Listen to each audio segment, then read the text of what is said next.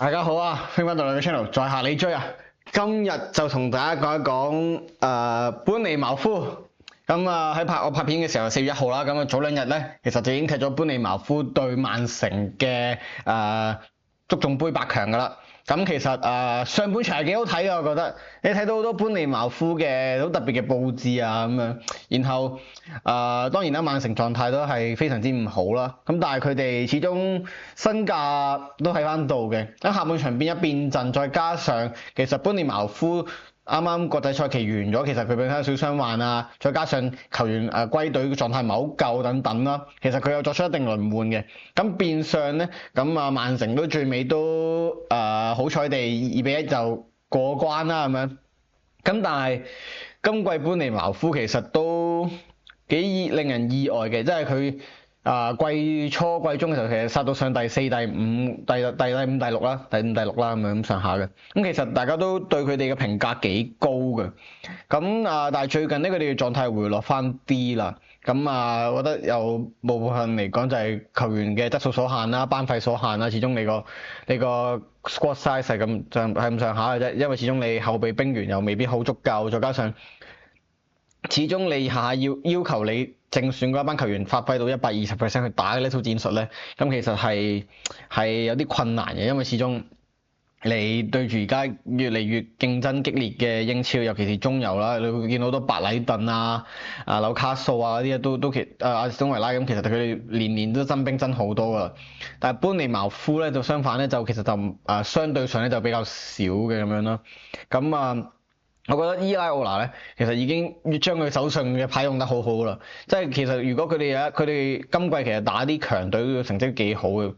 咁打譬如聯賽打阿仙奴啊、曼城啊，其實都贏咗嘅咁樣啦。咁曼聯啊啲都熱刺啊啲都係輕鬆啦，但係熱刺同曼聯咁就渣啲啦。咁我哋呢個就係咯，唔計數啦當。但係其實佢哋普遍嘅成績啊，佢哋嘅比賽嘅節奏等等咧，其實都幾好嘅。係喺國際賽期之前嗰大概4、5輪咧，佢哋開始跌鑊咧，咁先而家跌翻落去第10嘅啫。但係其實佢哋同前6咧都係差過3、4分嘅啫。咁所以變相其實佢哋都仲有機會係可能下季歐戰會見到佢哋㗎。咁大家今日就認識下佢哋啦，好唔好？咁今日我哋先講一講本身班尼茅夫嘅佈置、班尼茅夫嘅設定先啦。咁我哋之後會再講翻今場波佢哋點樣對曼城點樣去安排咁樣啦。咁對曼城嗰度咧就分喺下半部分度再拍條片講嘅咁樣。咁首先啦，第一好似有啲矛盾啊，呢個標題人少打人多啊。即係其實你好多時踢波你都係為咗創造一個 overload， 去創造一個人數上嘅限制咁啊！你見到好多強隊都會咁做啦，或者好多球隊嘅哲學其實都係想用一個人數優勢去打出一啲好漂亮嘅小組組織啊，然後去採取攻門咁樣啦。但係相反咧，有一班尼茅夫係倒翻轉嘅。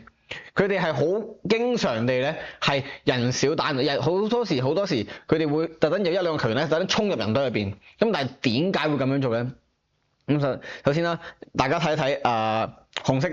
框住嘅就係呢啲叫做我哋所謂嘅進攻球員或者逆風球員啦。咁沙曼耶啦同埋Justin Kluivert 嘅就係以前嗰位巴塞荷蘭阿迪斯名宿嘅古華特嘅仔啦，Justin Kluivert。咁加埋沙曼耶咁而家都係不過比喺英超嚟講 work rate 幾好幾快，步大力雄嘅逆風咁樣啦。咁其實咧佢哋都做翻好多逆風嘅主要職責嘅，就係比如可能佢哋會拉邊，然後可能會有少少爆破能力咁樣啦。咁但係咧要點樣 utilize 到佢哋呢一樣嘢咧？點樣令到佢哋創造到一個可以喺人數相對上少嘅時候都仍然打出一個有效攻勢嘅做法咧？佢哋選擇嘅就係1、2個特定嘅球員啦，譬如沙曼耶或者左搭嘅正選Milo Kerkez 啦，佢基斯啦，其實佢哋因為佢哋本身速度好快，變相佢哋好多時打一個長傳賽嘅時候咧，佢哋已經直接去衝擊人哋敵方嘅底線咁樣啦，咁敵方嘅後防線咁樣啦，咁變相嗰一下咧，因為佢哋速度非常之快，變相人哋一定要即刻 react 咧，咁變相好多時你要將人數牽扯咗過去某一邊，然後喺另一邊咧就創造咗一個相對多嘅空間俾佢哋嘅其他球員啦，譬如呢個位就Milo Kerkez咁同呢個沙曼耶係2打3啦，咁啊喺 half space 入去，咁啊做一個 underlap 咁樣啦，Marlon Kirkes 咁就成功就突破到咗後面傳到中嘅。咁然後另一個方面就係、譬如Kirkes 會拉邊啦，咁然後有呢位應該係奧亞特拉嚟嘅，咁就咁收入咗 half face 度即係拉走人哋球員啦，跟住然後佢哋嘅中堅咧嗰位西班牙小將咧 Dean Huijsen 咧就會咧其實衝上嚟咧係會做一個有一個傳中去遠處咁樣嘅，所以其實咧佢哋點樣去做到呢一樣嘅所謂人少打人多嘅做法咧？其實佢哋一就會有好高速嘅逆風閘位佈置啦，因為佢哋係打好多長傳嘅。咁變相咧就係一個比較相對上比較急速嘅進攻啦，然後咧因為你有個咁急速嘅進攻咧，變相你可以其他球員咧都跟上直接幫到你進攻，因為如果你打得好慢，你又驚會俾人俾人截咗個波 turnover 等等啦，但因為你打得夠快嘅話咧，變相你啲後防球員一殺上嚟咧，直接幫你出波傳中又好點都好咧，其實對面係反應唔到，佢對面一定係要俾你進攻嘅。咁變相咧，好多時般尼茅夫就會打呢一種人少打人多，但係因為佢哋比較高速咧，所以變相可以創造到一個好微小嘅空間差別咧，去令到佢哋發揮到佢哋進攻能力嘅。即係譬如好似在下面呢度咁樣啦，Patrick Kluivert或者係阿曼努神或者係沙曼耶奧亞特拉等等啦，其實佢哋會刻意去拉去一邊，然後衝擊對方某一邊嘅防線，形成一個人少打人多嘅局面啦。咁因為佢哋本身進攻嘅速度比較高速本身佢哋逆風攻中比較快啦，再加上咧，其實般尼茅夫佢哋喺呢方面咧，佢哋係練習得非常之好嘅。佢哋好知道自己要嘅邊一下起動啦，邊一下去衝擊人哋防線啦，就係佢好多時會打人哋一個措手不及咧，就係好多長傳，佢就算頂唔到第一下度咧，佢會執去第二點啦，又或者甚至佢嗰個長傳咧，唔係為咗佢真係要係即刻攞到個波去進攻，而係為咗急速俾壓力人哋嘅後防，然後再逼上去又好，或者有個波彈翻出嚟自己再側邊組織到咧，咁就形成咗一個好高速嘅進攻嘅時候咧，人哋嘅後防人哋嘅防守佈置咧就未反應得切咧，咁變相你就可以喺人少嘅情況下咧，都對住人哋人多嘅情況下咧，都可以帶嚟到威脅咯。咁然後就睇下藍色呢啲球員我跨咗嘅咧，其實係一啲佢哋相對上比較流動性比較強嘅球員啦。好多時你見到呢啲唔係一個所謂叫做傳統呢啲位置嘅球員咧，會出現喺個位置啦。譬如佢基斯有好多有 underlap 有 overlap 啦，其實甚至佢喺呢啲另一邊組織嘅時候咧，佢甚至會收入中路嘅，去執一啲禁區頂嘅位置啦。咁然後啱啱講到個開神啦，西班牙小將中堅開神啦，咁講到話皇馬想5000萬買佢嘅咁樣，咁幾好波㗎，係真係幾好波，同埋好靈活又高大咁樣啦，即係佢就算佢差唔多2米1.97米，但係佢都仍然係非常之靈活嘅。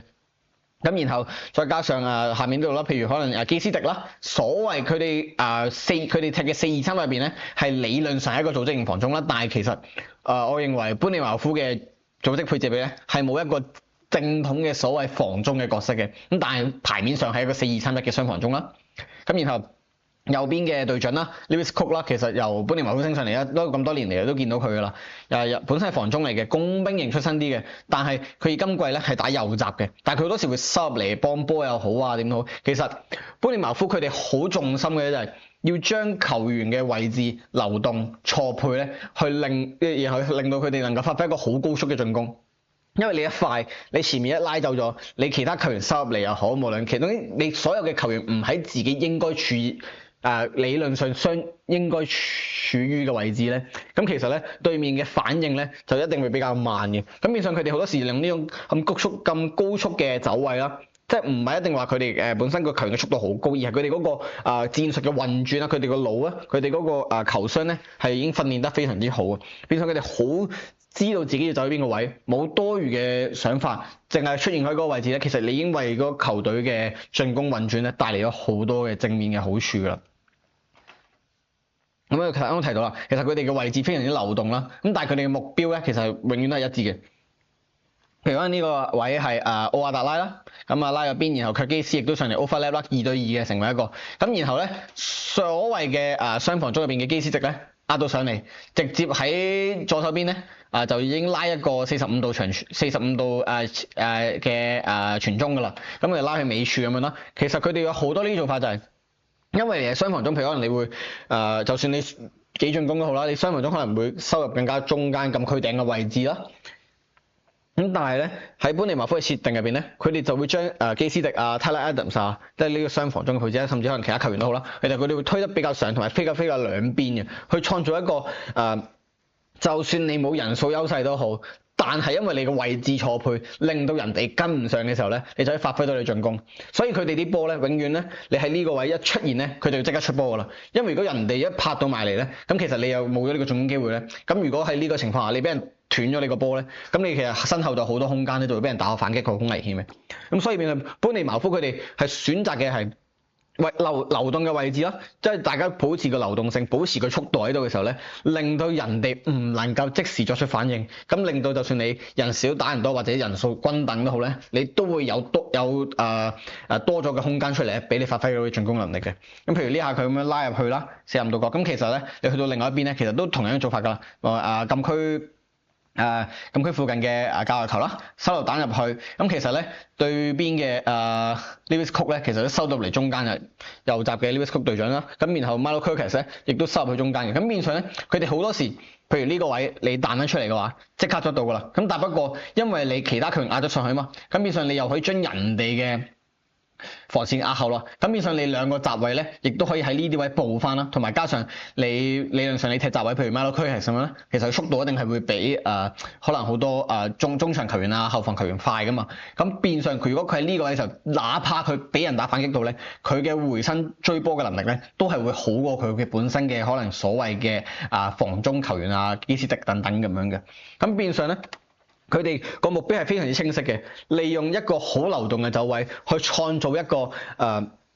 就算人少打人多嘅時候，或者人數均等嘅時候咧，你都好似有一個空間優勢，有一個人數優勢咁樣，就因為你夠快，人哋唔能夠作出反應，所以變相你譬如你呢個位嘅時候，你一個傳中，其實你3個球員對5個球員啊，或者可能喺呢度啊，你2個球員對3個球員，你總之就係理論上你人少咗。但係你做出嚟嘅效果係能夠牽制到對面人更加多嘅球員嘅時候咧，咁變相你其他多餘出嚟嘅球員咧，就有一個空間嘅優勢，就有一個好假嘅理論上唔存在嘅人數優勢啦。咁但係因為做到咁嘅時候咧，變相你對面跟唔上咧，你只要你個目標係 keep 住一致啊，大家，譬如可能你係要長傳 keep 住長傳去你知道個波落點喺邊，搶 half space 等等，執second波等等咧，其實當你有一個咁嘅位置錯配，再加上你個球員嘅速度係咁快，即係你個戰術思維係咁快嘅時候咧，其實對面咧要去跟住你哋調整係一定難度嘅。啱啱講到啦，講到好似個快字啦，咁其實般尼茅夫嘅最重要嘅一點就係佢哋快，佢哋嘅快唔單止在於佢哋球員嘅速度快，佢哋嘅戰術思維亦都好快。咁首先呢下係對愛華頓嘅比賽啦，都係FA 級嚟嘅。咁以上你見到呢位啦，Tyler Adams 理論上係雙防中嘅其中一位啦。咁然後咧，佢喺中間斷咗波之後咧。你全部人咧即刻佢哋見到佢身體質素咧，佢哋身體嘅語言咧係即刻向前嘅已經全部。你見到呢位前鋒啦，然後譬如可能翻嚟本身諗住翻嚟防守補翻個位嘅基斯迪啦，其實佢已經即刻轉身走翻上前噶。咁然後咧個波一俾到上嘅時候咧，佢哋咧係已經即刻收入嚟呢個位置咧，就係為咗創造一個無論係位置上嘅錯配又好，人數上嘅錯配又好，甚至係只係一個佢哋比較壓得比較上嘅打法都好啦。總之就係理論上你4-2-3-1，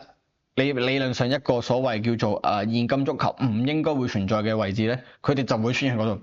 最主要係你無論個球員係邊個都好，並不重要。當然好多時都會係基斯同埋Tyler Adams，但係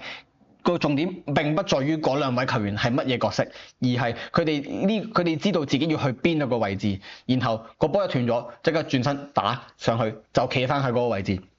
咁變相咧，因為你冇嗰個位所謂嘅有一個球員位置嘅限制啦，話我翼鋒企翻翼鋒位，或者中鋒企翻中鋒位咁樣啦。其實佢哋好多時咧都能夠比對方快一步咧，去企翻啱嘅位啦，去企翻一個更加有威脅嘅位置啦。咁變相咧，亦都令到佢哋嘅防線壓得更加前啊。因為對面嘅反應唔夠快嘅時候咧，變相佢無論進攻防守嘅時候咧，佢哋都係壓得相對上比較前咧，令到人哋咧係難啲去跟上你嘅。咁變相你就可以喺一個好少嘅區域，就算人少過人哋都好啦，都能夠俾到一個更加大嘅威脅對手嘅。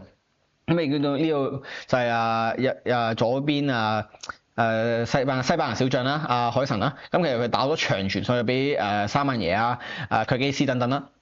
咁其實咧喺呢個位置咧，佢又係做翻呢樣嘢嘅啫。大家一齊壓上去，打得好快。佢個目標唔係為咗佢攞個波，然後只不過係為咗令到嗰個位產生混亂。然後譬如可能Tyler Adams或者可能基斯迪佢哋會佢就壓去其中一邊咧，去幫助嘅自己球員嘅進攻啦。就因為佢哋嘅速度唔需要好快，但係佢哋嗰個戰術意識夠快嘅話，佢知道個落點喺邊，佢去到嗰個位，佢就一瞬間創造咗一個就算人少